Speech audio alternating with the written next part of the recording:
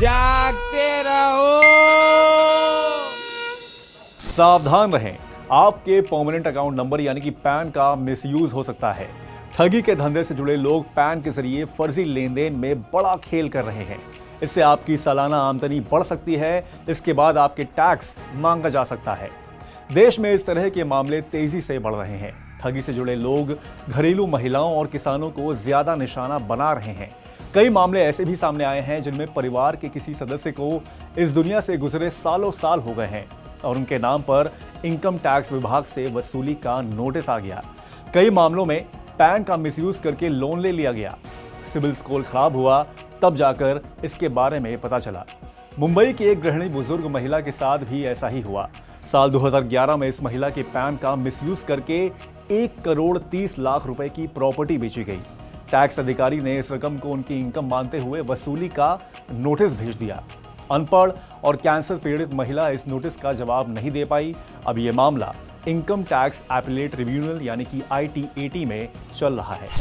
Pan card के दुरुपयोग के ऐसे कई मामले सुर्खियों में हैं। मध्य प्रदेश के बैतूल जिले की उषा सोनी नाम की महिला की मौत के 1 दशक बाद 7.5 करोड़ रुपए का इनकम टैक्स नोटिस जारी कर दिया गया था। राजस्थान के दुकानदार नंदलाल को 12 करोड़ रुपए से ज्यादा का IT नोटिस मिला तो उन्होंने पुलिस में शिकायत दर्ज कराई। बड़ी संख्या में मामले सामने आ रहे हैं जिनमें किसी और के नाम पर लोन लिया गया या फिर फर्जी कंपनी बनाकर GST चोरी की गई। अब सवाल यह है कि पैन का दुरुपयोग कैसे बढ़ रहा है, इस फ्रॉड से कैसे बचा जाए। जब भी आप क्रेडिट कार्ड या लोन के लिए अप्लाई करते हैं तो पैन कार्ड मांगा जाता है। बैंक, बीमा जैसे कई मामलों में भी पैन की कॉपी मांगी जाती है। ठगी से जुड़े लोग आपके पैन का मिसयूज करके कई तरह के फ्रॉड कर देते हैं। जब आपको इनकम टैक्स का नोटिस आता है या ITR जब आप भरते हैं या फिर सिविल स्कोर पता करते हैं तो फ्रॉड के बारे में जानकारी मिल जाती है। Tax and income tax expert Balwant Jain कहते हैं कि मौजूदा व्यवस्था में ऐसा कोई ठोस उपाय नहीं है जिससे पैन से जुड़ी ठगी से बचा जा सके। इस मामले में सावधानी ही सबसे बड़ा बचाव है। ऐसे में जहां जरूरी हो वहीं पैन की कॉपी दें।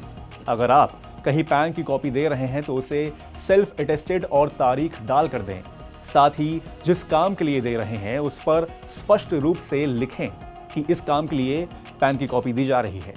अगर परिवार का कोई सदस्य अब नहीं रहा तो उसके पैन कार्ड को आयकर विभाग में जमा करा दें।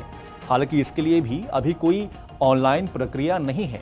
उसके पैन कार्ड को स्थानीय आयकर अधिकारी के नाम पत्र लिखकर डेथ सर्टिफिकेट के साथ जमा करा दें। इसकी रिसीविंग जरूर लें। इससे आप कई तरह की समस्याओं से बच सकते हैं। लेकिन आखिर ये कैसे पता करें कि आपके पैन के साथ कोई फ्रॉड तो नहीं हो गया? इसका पहला और आसान तरीका यह है कि इनकम टैक्स इंडिया की वेबसाइट पर जाकर एनुअल इंफॉर्मेशन स्टेटमेंट यानी कि AIS को नियमित अंतराल पर चेक करते रहें। इसके अलावा साल में कम से कम एक बार सिविल स्कोर जरूर देखें। सिविल रिपोर्ट में सभी तरह के लोन और EMI पेमेंट का ब्यौरा होता है। आपके पैन पर कोई कंपनी बनाकर फ्रॉड तो नहीं कर रहा, इस बारे में भी आप पता कर सकते हैं और इसका पता आप GST पोर्टल पर कर सकते हैं। सर्च टैक्स पेयर्स के टैब पर यहां पर क्लिक करें, फिर सर्च बाय पैन का ऑप्शन चुनें। पैन और कैप्चा दर्ज करके सर्च पर क्लिक करके अगर आपके नाम पर रजिस्ट्रेशन है तो पूरा ब्यौरा आपके सामने आ जाएगा। अगर कोई गड़बड़ी लगती है तो उसकी शिकायत दर्ज कराएं। अगर आपके पास इनकम टैक्स या GST विभाग का नोटिस आ जाए तो उसकी अनदेखी बिल्कुल भी ना करें। संबंधित विभाग को समय रहते नोटिस का जवाब दें।